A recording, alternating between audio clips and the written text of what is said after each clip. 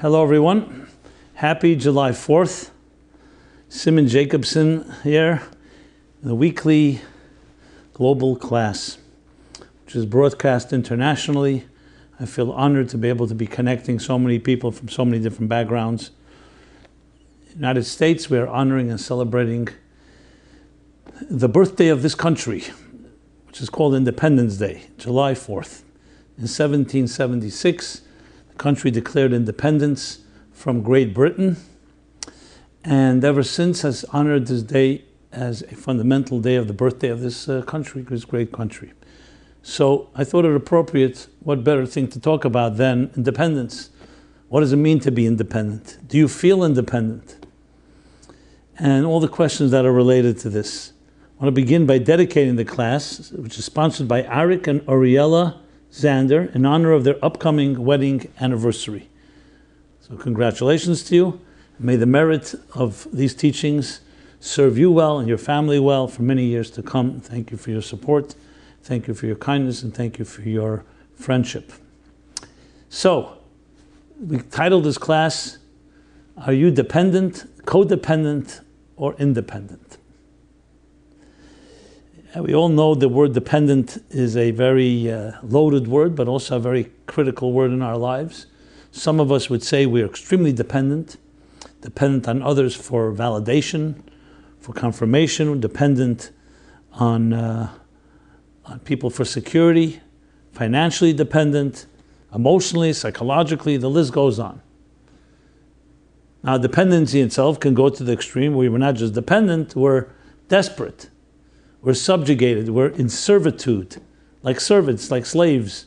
It could be, again, to our work, to others, to our fears.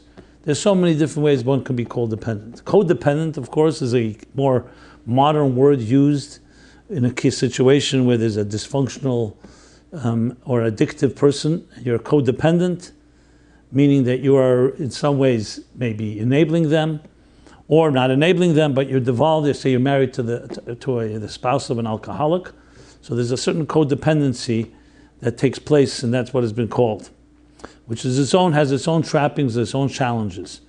Today they have Al-Anon and other different types of programs and services and groups that help people deal with some type of thing when you're a partner with someone that is in a dependency state, and there's the codependent element of it. And of course there's independence, which rings true, and everyone loves to say, I'm an independent person. We live in an independent country. We have independent free will and choices to make, and all the rights that we were given, which essentially is what July 4th is. Up to that point, this country was an early country in its infancy, was bound to laws of taxation, the laws that were imposed upon it from King George and the kings of Great Britain. It was essentially a British colony. And frankly, if you think about that part of time of history, the 18th century, up to that point, there was no such thing as independence. It didn't exist. Institutionalized independence was a complete non-existent entity. There were monarchs that ruled. There were monarchs that were kind monarchs. There were monarchs that were cruel. But it was an individual or a family that ruled, or it was the church that ruled, or it was, and it could have been corrupt forces, and it wasn't very often corrupt. And there was no such thing as a freedom of right. We didn't have guaranteed rights. That's why you look in the Declaration of Independence, what is stated right at the outset? That we, the people, found it necessary to untie ourselves from the bonds that we were bound to, with all the reasons given, and to declare an independence. That what? That all men, we hold these as truths to be self-evident, that all men are created equal. And by virtue of the Creator are endowed with unalienable rights, and that includes the rights of pursuit of happiness, and of course expression, and then the Bill of Rights, which grows out of that, freedom of religion, and all the other rights that are guaranteed in this country. All endowed to us by the Creator. That means it's not man-made. This isn't a man-made concept. This is something that we consider to be self-evident, that all people are created equal. And therein lies the heart of what true independence is, according to the Constitution, according to the Founding Fathers, that no one can control another human being. Now that doesn't mean there aren't laws and aren't checks and balances, because for us to coexist, you need to have the rule of law and you need to have authority. But not authority that can intrude upon and that can revoke the basic rights of a human being. That everybody has a right to justice, everybody has a right to due process, and all the other rights, as I said again in the Constitution, without going into all the details. But it comes down to the basic rights of free expression, free speech, free press, freedom of religion, etc. Now, if a person breaks laws, or a person hurts another person, is a danger to society, there are laws. So independence doesn't mean you can just do whatever you like. That's not the meaning of independence. Independence means that your basic rights as a human being cannot be taken away from by anybody, because they were not given to you by anybody. Good. But that still doesn't help us understand independence, and the best proof of it is very simple. Here we have a country that has declared independence for many years. The laws state it. You can prosecute someone and you can litigate someone that discriminates against your rights. And yet, many people, if you ask them personally, do you feel free? They'll say no. I feel trapped in my life. I feel overwhelmed by my life. I feel trapped by my own psychological fears, real or imagined. I feel trapped by my money pressures, surviving. I feel trapped by the people that are demanding and expecting things of me.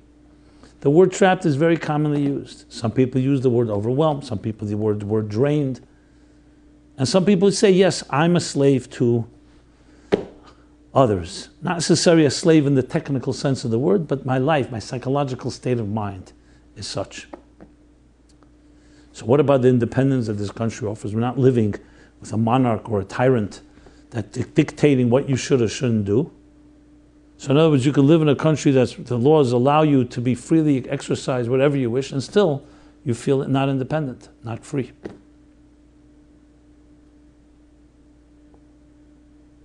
So clearly there's much more to it. So we, of course, leads us and compels us to ask the bigger question, what is independence? Is it simply on a very physical level that you're not in prison, that you're not confined and locked in prison? Or is independence something more spiritual, psychological, emotional, a state of mind, a state of being? And obviously, it's a loaded question. The latter is true, because you can have someone actually in prison and they can be very free-spirited. And you can have someone that can roam around and do whatever they like and feel completely trapped. Not to mention, which I didn't even get into, addictions, which many people call exactly that, slavery. You're enslaved to your addiction. Now, you may be getting some pleasure from it. You may feel that it's giving you some relief, but that doesn't mean you're not enslaved. So the real answer, the real definition of independence, if I can give you a one-line definition, I would say, many people would say, you can do whatever you want. I can go wherever I want, I can do whatever I want, and that's being free. There was a time, or there are times where people tell you what to do, and now I can do whatever I want. But as I just pointed out, doing whatever you want is not freedom necessarily. It is a part of it that no one can tell you what to do, but that's not freedom, because you could be trapped by your own self. As a matter of fact, you could be trapped by your own freedom because you don't know what to do, and you can grow up in a home where you're allowed to do everything and still be the most trapped person. Here's the translation I would give for freedom. That there's nothing, no force outside of you that imposes itself on you expressing your true free spirit, that you can soar. No force, not outside and not inside, not without, not within, that stops you from singing your song, from soaring like an eagle, from spreading your wings and being the best you can possibly be. So that's a whole different definition. You could live in a country where you can freely express yourself and freely exercise your other rights, but not have this freedom that I'm describing. Because this freedom requires a psychological freedom. It requires you to feel that there is nothing, no fear, and no inhibition, and no other force that stops you from being yourself. And if you look around, as free as we may be, many people have not found themselves and are so often feel insecure, fearful, what others will say, judgmentalism, expectations. It often goes back to our childhood, where our parents or other adults imposed their expectations and their demands on us, and that we are now still cowering even as adults, cowering to see, am I going to be liked, to please others. So as much as we may be free in the technical sense of the word, and we're not in a prison, we're in an emotional and psychological prison. And that's what we need to learn to free ourselves of. Now, the founding fathers, when they founded this country, they at least guaranteed the rights that you could be physically free. But they could not provide psychological and emotional, spiritual freedom unless we find that within. So you could have someone give you all the rights to exercise your freedom of choice, but if you have other forces, especially familial and societal forces and pressures, then the freedoms of that we are guaranteed of are not necessarily enough. They are still vital, but they're not enough. And that's why you see the converse. There was times in history, people who lived under terrible oppression, under literally slavery, and yet they were free within. I mentioned this a number of times, something that just always blows me away, amazes me. Think about it. You look at the great medieval Jewish scholars. I'm talking about people like Maimonides, Rambam, Rashi, and Rabbeinu Tam, the Balei Tesvis, and the people who lived in the 10th, 11th, 12th centuries, later, earlier. They lived under horrible conditions. Constantly fear of pogroms, anti-Semitism of all sorts, expulsions, genocides. And yet, when you look at the legacies they left us, you don't find books and documents of self-pitying, grieving, sobbing people.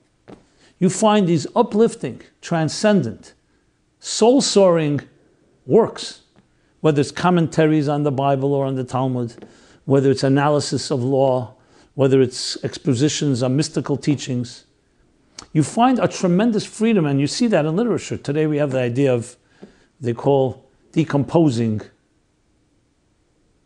literature, decomposition. By taking apart a book or a work of an author, you can identify what kind of time he lived in, what kind of life he lived, what kind of family he grew up in, because it's hidden, or sometimes more than hidden, pretty overt in his writings. If you decompose and you analyze these works of Rashi, let's say in Chumash, you think he was living in the south of France by a beach, calm, relaxed, composed. No, that wasn't the case. He was living under terrible circumstances, constant threats. Entire Jewish communities were wiped out. Books were burned. People were burned. Expulsions. And yet had the presence of mind and spirit to be able to write these books. These are free human beings. Now imagine having that freedom plus external freedom. That would already be messianic. And it's fascinating, I would say not fascinating, I would say actually sadly ironic, that often when we have the physical, the outer freedom, often our inner freedoms get compromised, because either we take it for granted or we become apathetic, our comfort zones. When you're pressured and you're forced to stand up for what you believe in, there's some type of inner peace that emerges, like the eye of the tornado, that can withstand all the pressures around. And so for some reason, when you don't have those outer pressures, you don't have the inner pressure to crystallize your belief systems. That's an irony. But that doesn't mean freedom and independence of the physical sort is not a blessing. If you look at Maimonides, he said this is what all the Chachamim, all the wise sages always desired, a time of peace. For many, this was why they desired the Messianic age. Would there be peace in the world? Would it be calm? Would it be a tranquil environment where they could explore and learn and teach and search and probe the mysteries of the cosmos and of God and of existence and of their own souls? So now we do live in a world that you can say is on the outer surface free, and the challenge is, how do we find the freedom that many of these great men and women had when they were not living under such conditions? What is the secret formula? That is the key. Shailas Chacham Chad Tshuva. The question, a wise question, is half an answer. What is this freedom? What is the formula? How can we replicate it? How can we access it today? So again, vital to define what freedom is. Some people think freedom is having a mobile phone, being able to access any channel, any cable station, any piece of information, anytime, anywhere, anytime, anywhere, all information. Is that freedom?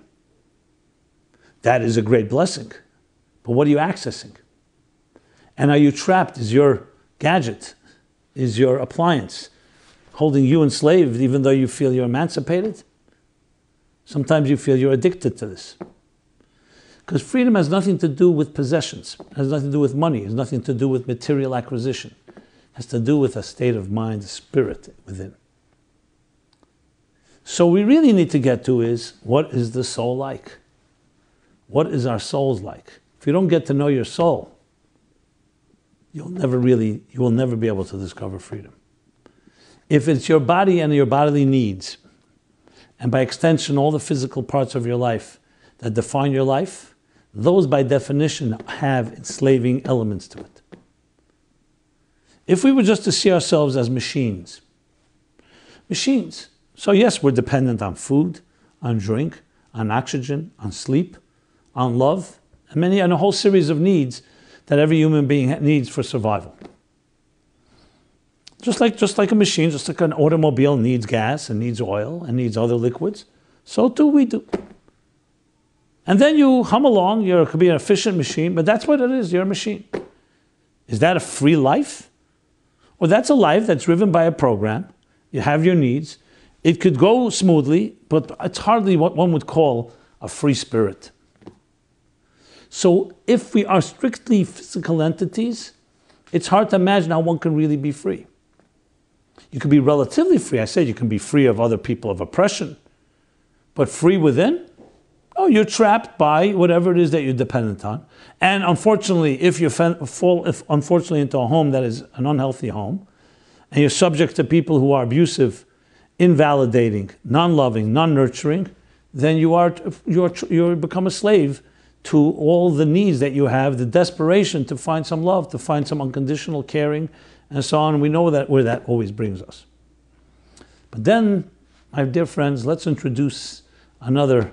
Get to know yourself, the soul that you have. We know about our soul a lot less than we do about our bodies. And of course, our soul's needs.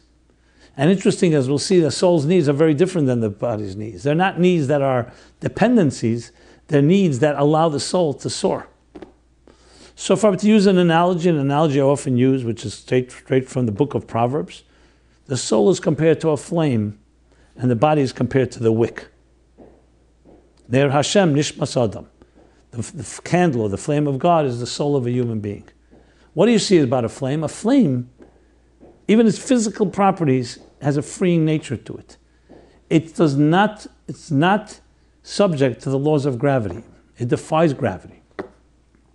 Symbolic of a soul that reaches upward, transcendent. What is it about a bird that is so majestic? An eagle soaring in the skies. It reminds us of the type of unfettered life of someone who can spread their wings. Little children have that as well. You look at little children. They don't fly physically, but they fly psychologically. They explore, they giggle, they have a sense of free abandon, adventure. You have to sometimes watch them not to get themselves into trouble. But there's just a certain bubbly energy exuding from a child that is very compelling. That is who you really are. A flame flickering, a flame rising, a flame reaching. And then, however, we have a wick. The wick is our bodies that grounds us. It's necessary, but only as a counterforce, not as a dominant force that eliminates or extinguishes the flame. You want the wick to be the grounder. You want it to be the channeler. So we have bodies. We have physical lives. But never at the expense should it be of a spirit soaring. A bird also has a body, and a bird also has a nest. But the body and the bird's nest and the bird's nest and its body do not limit it from flying. So there's a time to fly and there's a time to rest. True independence is being able to access your inner self, who you really are, and spreading your wings. Let's hear your voice. In stark contrast to Oliver Wendell Holmes' The Voiceless, alas to those that die with their song still inside them. No, let us sing our song. You sing your song. Do you have the courage to do it? Do you dare to do it? And if you don't have the courage, it's not because you fundamentally don't have courage, it's because you've been convinced and actually deceived into thinking that you don't have it, or people will disapprove, or you'll fail, when that's not true. So though in the Declaration of Independence the Founding Fathers didn't say, embrace your soul and be free, but they spoke in a little different language. They said, by virtue of the Creator, we all have an unalienable rights. It's not an exact quote, it's the paraphrasing. All men are created equal. What does that mean? That you're created with a God-given right. I would state it even more clearly, you are created with a God-given soul that is not bound by the natural parameters and borders and boundaries that bind this physical world. Now you'll say, am I saying that you don't have to eat or sleep or drink or breathe? Obviously you can't fly in the sky like an actual bird, physically. Obviously we have things that limit us because we are within bodies. But it's not a body having a spiritual experience, it's a soul traveling, having a physical experience, traveling through a leg of his journey on the physical level. So the body is a vehicle. The body is not the dominant force. It's the vehicle for the soul to travel through this world. So it's bound and it's grounded and actually has a role to play. Because if the soul didn't have a wick, if the flame didn't have a wick, it would expire. That's not what we want either. We want to live in this world but not be of this world.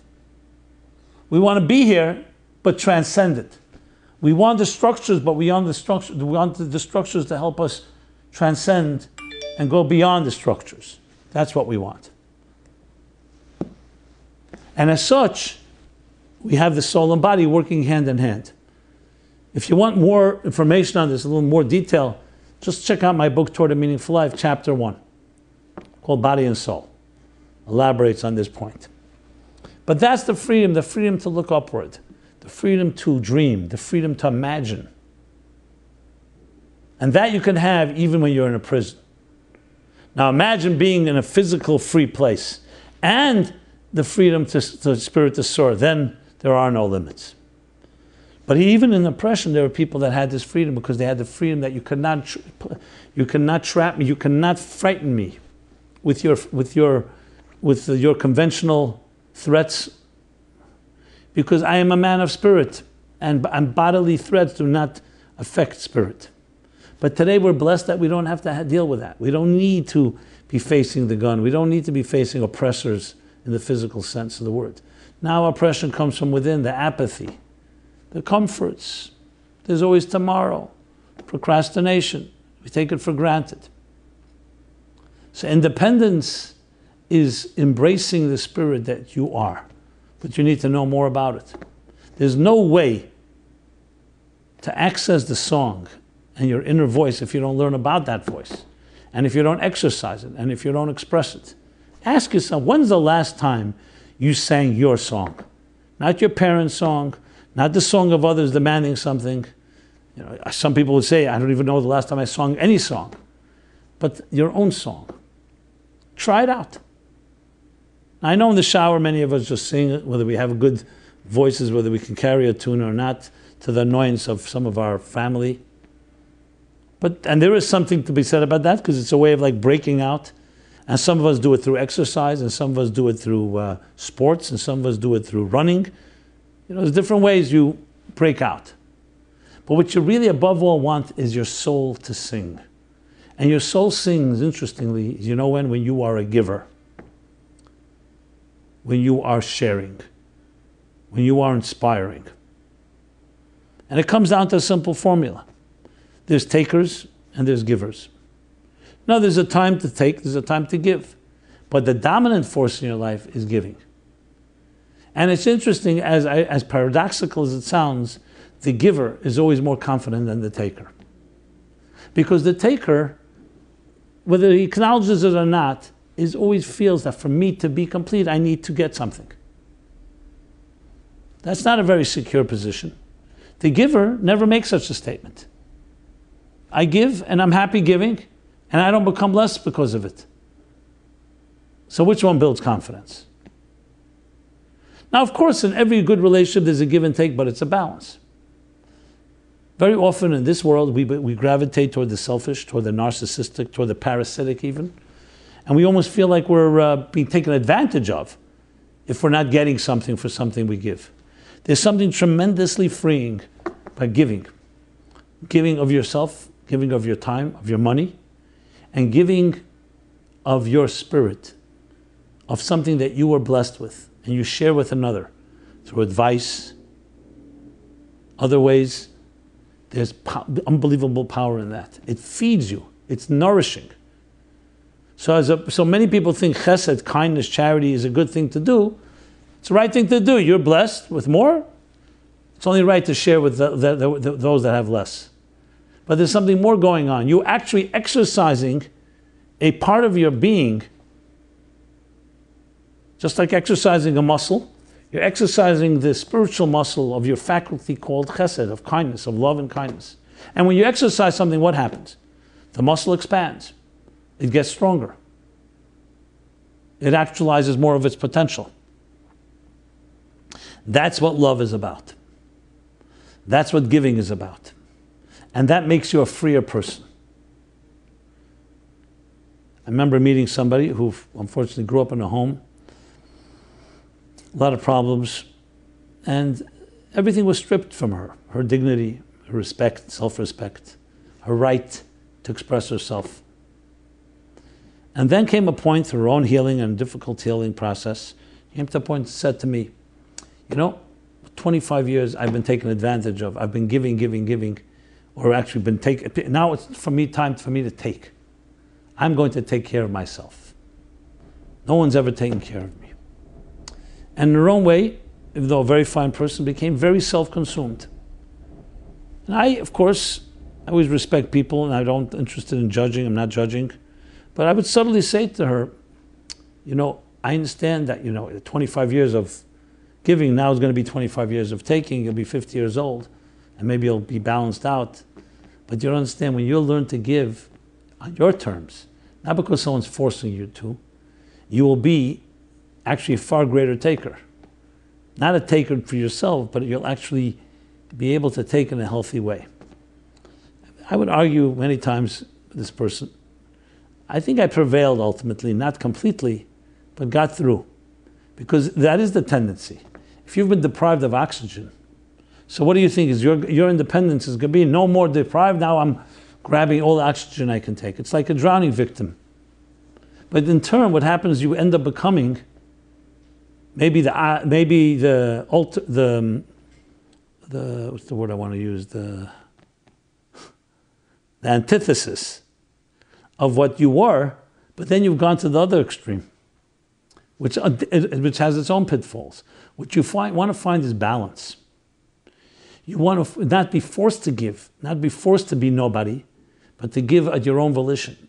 That's called independence. Your power.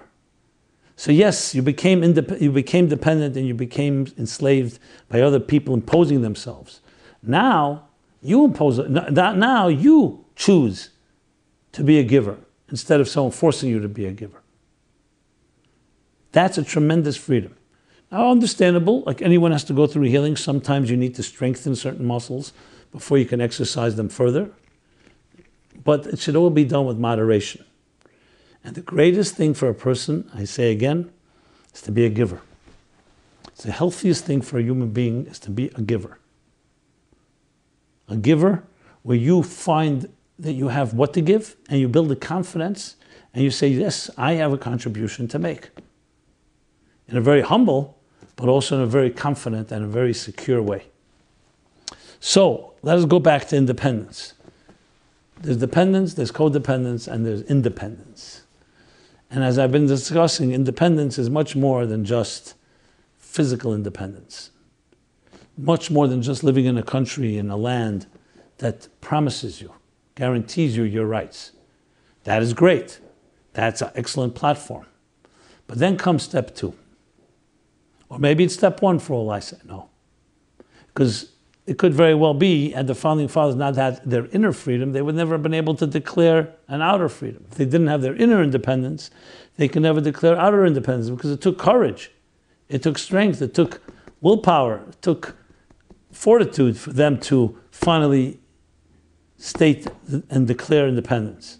That means there was something inside of them that said, let us do so. And they understood that the first thing you can guarantee others is an environment of independence. But the true independence comes when we are, at our own will and our own choice, choose to be myself and stop being someone for others and stop just serving. I just want to clarify and qualify what I'm saying, because I don't want anyone to misunderstand. This doesn't mean that you go home right now and tell your spouse, I heard a class tonight that said, it's time for me to just take care of myself and be myself. And I therefore don't want anyone telling me what to do, and I'm giving up on all my obligations. No, that's not what I'm saying. Obligations to the people you love, to people you care for, is part of your independence. Except do it because it's coming from within you, from love, not because someone is insisting on it. You know, there's 2 ways to deal with a thief. One is you put him in a prison. Another is you rehabilitate him. We're not talking about having a policeman policing and monitoring and telling you exactly what to do, how to love and how to care. We're trying to encourage and discover your own independent spirit within you to do so. But then comes, of course, the big question. If we are part of the mortal world, a world that is defined by creatures of all sorts that are bound by laws, so where do we have room for independence? Does a creature in the wild have independence? It's wired this way. It's programmed this way. When it's hungry, it has to hunt. When the time for breeding comes, it breeds. When the time for battling, it battles. Protecting its young, it protects its young. And the time to die, it dies. And predators will be predators, and prey will be prey. And the chase goes on, and the balance is kept like a clock. The sun rises when it has to rise, it sets when it needs to set. We're part of the same creation. So what independence? When independence? Let's bring this back to the fact that no, there's one entity in this universe that was endowed with something that others were not. You will not find a pride of lions or a school of fish or any other group or any creature declaring independence. None of them have ever written a Declaration of Independence. They are what they are. And they live up to the program for which they were created, like the clock. And they follow those patterns, and they can't change that.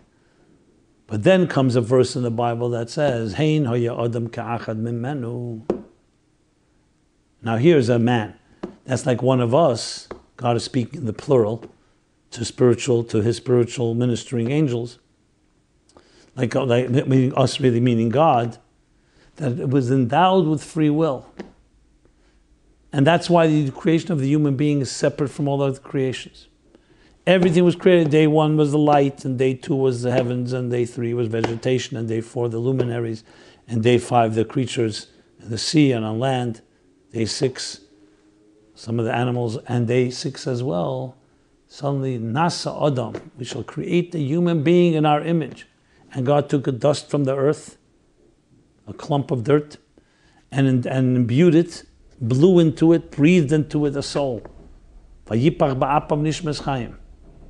Vayikach ofer min ha'adama, he took the earth off or dirt from the ground,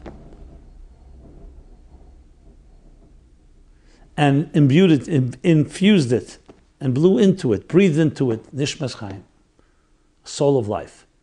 Neshama in Hebrew, soul, also can be read neshima, breath. The breath of life.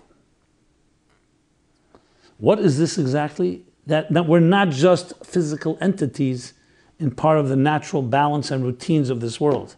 We have a soul, and a soul can transcend nature. As we see that even though we're hungry, and every animal when it's hungry goes to feed or to hunt, we can control ourselves. You can't expect a predator out there who's hungry, say, Yom Kippur today we fast. You try it out. Go try to convince a creature of that. When something has to happen, it happens. Now, animals are not unethical, but they're not ethical either. They're aethical, if there's a word like that. Amoral. Because they're not making moral choices. We humans can suppress, can increase, can go out of the script. Obviously, within parameters, there are things we can't physically do. But in spirit, you can do whatever you want. And yet we find in a world like ours, you can have physical freedom and the spirit can be completely trapped, as I discussed earlier. So that is the element that we have that makes us unique.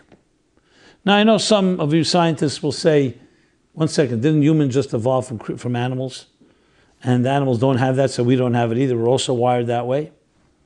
However you explain this, whether we evolved or didn't evolve, in what way we evolved, there's definitely an element in the human being that an animal does not have. Not only in quantity, completely different quality, and we see that. We can dominate even the most powerful animals on this earth. We've driven them to extinction. We've cleared fields, we've cleared wildernesses to build our own homes, and we're weaker than they are. But we have not just intelligence, but we also have the ability to transcend ourselves. And that has allowed us to achieve things that no mortal could just achieve on its own, within the wick and the parameters of a material life.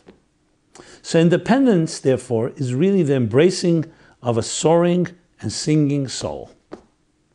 When you listen to music, try it out. What is happening? And you feel yourself being lifted up to the point you're soaring with a song. You're beating to its, you're tapping, you're moving your feet to its beat.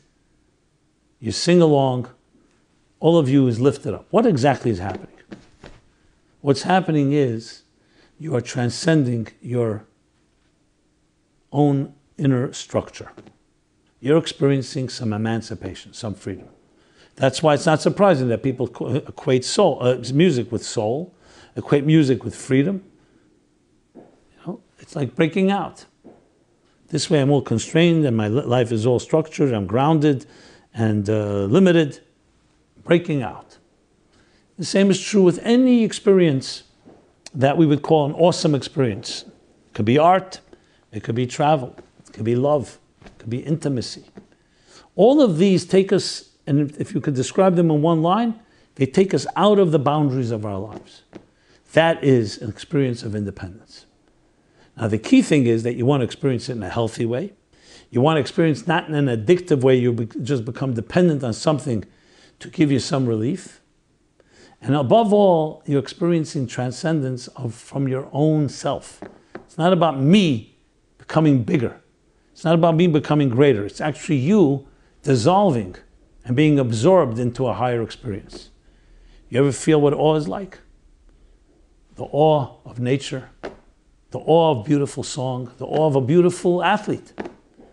And you see it can bring you to tears. You just see this perfection. You see this excellence. You see something that's transcendent. What is happening when you get absorbed? You dissolve in that. Your ego, yourself, and your self-consciousness are not the factor. So as much as we'd like to be aware, and I want to be in control, it's actually the things you're not in control of. When you're at your most vulnerable, when you're absorbing something greater than yourself, is then when you experience the greatest freedom. And therein lies the paradox. We want to control it. Freedom, by definition, is not subject to control. Not you can control, not anyone else can control it. That's why, no matter what oppression they were undergoing, anyone of these great people I mentioned, no one can control their spirit. You can control my body, you can kill me, but you can never control my spirit and my faith and my love and my commitments. That was a tremendous statement. Again, thank God we're not in those times. But can we hold on to such values today? That's exactly what we're challenged to do. That's what independence means today. To hold on to values that no human being can take away from you, can frighten you, because it's coming from within you. You know what kind of power that is? It's that power exactly, precisely not the power of someone who is on the defense and insecure and holding on and hoarding and needs to constantly play defense because they don't know when they're going to be attacked. This is the exact opposite. This is a person who has courage generated from within, exuding from within the soul, a free bird. You meet such people, you recognize immediately. They have an element to them that is so refreshing, so exhilarating, so freeing. Because you just feel they're not bound, they're not always looking over their shoulder. They're sitting at a table, they're not looking, what are others going to say? This doesn't mean they're not sensitive to other people's opinions, but they're not defined by other people's opinions. Today we have a climate, a tragic climate, the pettiness, the politics of different disagreements. People can't disagree in a civil way. I have to vilify and villainize and demonize somebody because if they don't think that if they don't feel like I do. But maybe you're not so right. How do you know you're 100% right? No.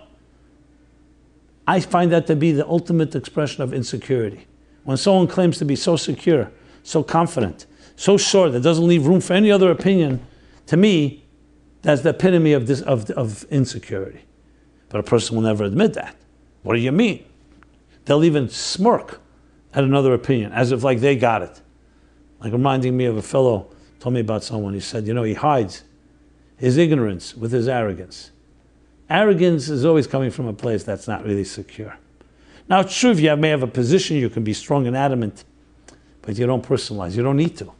You don't need to resort to destroy and character assassinate someone else to be right. Make your case on its own merit.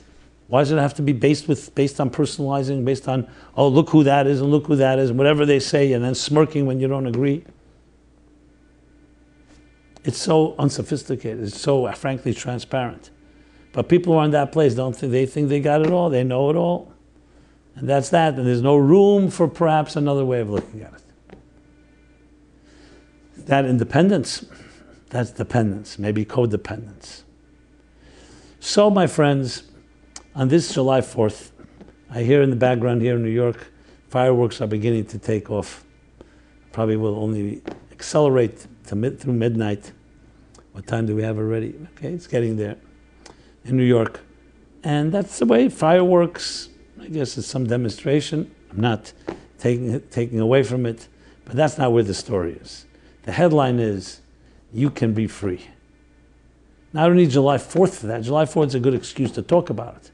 Nothing happened on July 4th in some cosmic way, or maybe I may stand corrected. Maybe something did, When the human race comes together, people come together and do declare something and it becomes a nation, most powerful nation in history, I stand corrected. I can't say there isn't a cosmic element to it.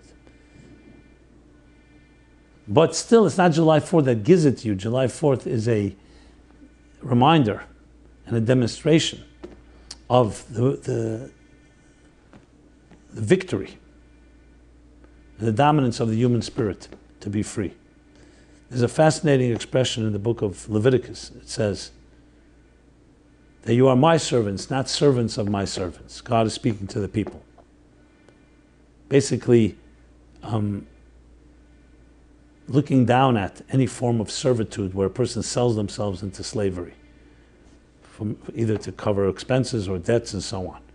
You're my servants, not my servants of my servants.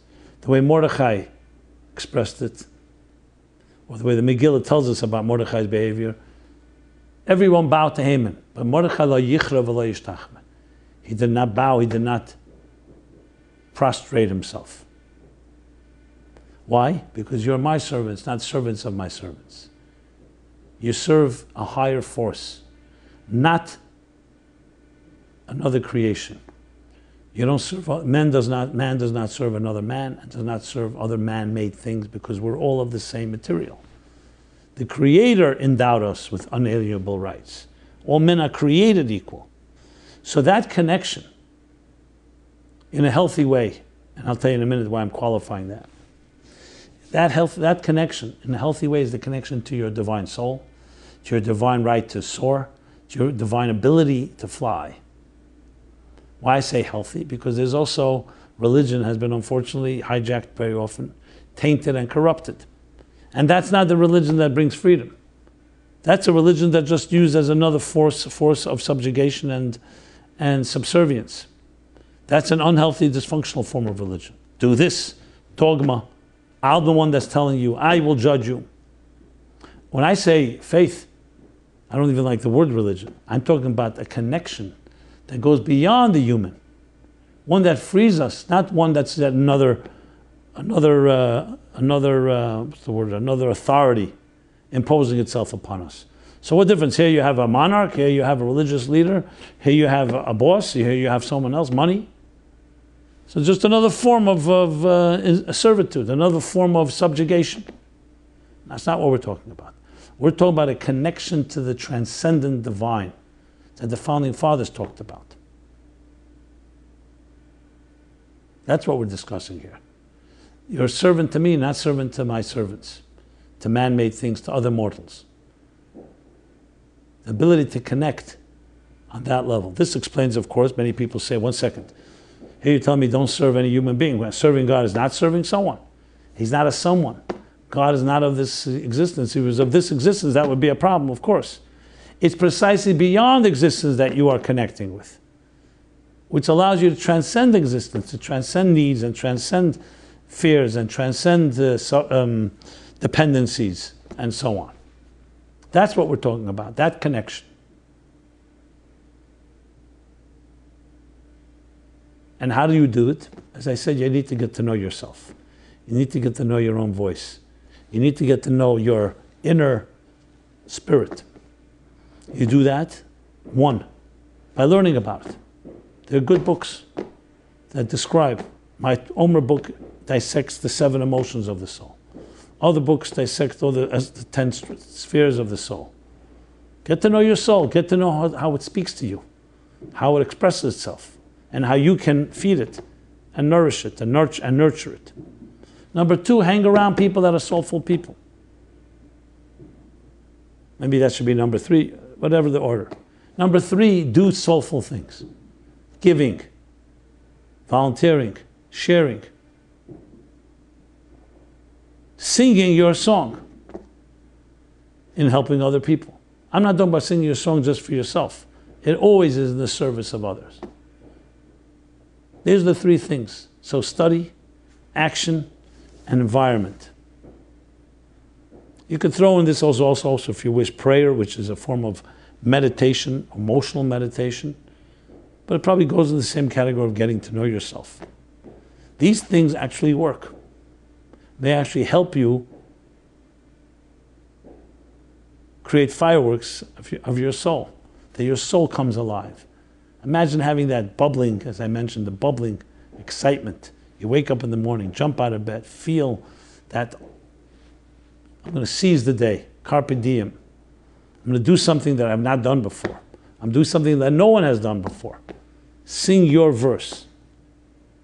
What mark will you make today? What difference will you make? And with your own voice, not someone else's. When you do that, every day goes, at the end of the day, you go home. You go to sleep with a certain satisfaction that you've achieved something. You made a mark. Maybe a little mark, but it's a mark. And tomorrow will be a better one. I assure you, commit to it, you can do it.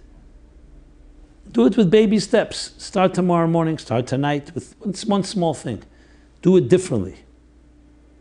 You'll get different results. Step by step by step, and suddenly you start building up a repertoire, and you'll see yourself growing into a person that you will hardly recognize, for the good. Someone that builds the confidence, tries things, and you don't have to make any declarations and therefore not be concerned with people laughing or mocking or judging you and looking and measuring and waiting to see you fail. You do this as an internal decision. You do it at your pace. You see yourself succeed, and you reward yourself and do some more. Be around people that have really care and love you, that reassure you, that give you a vote of confidence, that always tell you, yes, you can do it. Join with someone else. Do a project together. It always has more synergy and more power. The list goes on. I can give many more ideas, but it's also good for you to come up with your own. Dare to dare. Take a move, make a move. Don't sit on your laurels. Don't sit. Make a move, any move, forward. Attempt this, attempt that. Start going to an art class, a music class, exercise, different sports, whatever it is. Break new ground. Be a trailblazer. You were born an original. Don't become a copy. Independence. Doesn't that sound a lot better than dependence, codependence, and other forms of other trappings? It's in each one of our hands, and we are here to help each other. Meaningful Life Center and myself are here in any way possible. We depend on your support, and you can depend on our support. Please go to meaningfullife.com. Take advantage of all our resources, the wide array. Share with us your thoughts and interests, topics you'd like to see addressed, issues you'd like to see addressed of any sort. And we depend on your support. Help us out with volunteering, financially. You go to meaningfullife.com, sponsorship, sponsor a class, a program. That's how we build together and turn this world into a freer world, an independent world. Something that beyond July 4th is beyond just the independence of a country that's free, with laws that guarantee our freedom, but also freedom from within. Freedom to be yourself, freedom to build a family, freedom to have children, freedom to love, freedom to find the right soulmate in your life. All the freedoms that are vital, necessary for the true thriving of the spirit. May you soar, may you fly, and may we all together bring a world that as many people we can reach, like a ripple effect, feel more independent, less subjugated. A freeing world, a freeing life. So with that, I bid you all a very good week, a very independent week, a very free week. It's always an honor to speak and share a few words. Please comment, please share, please give us your feedback.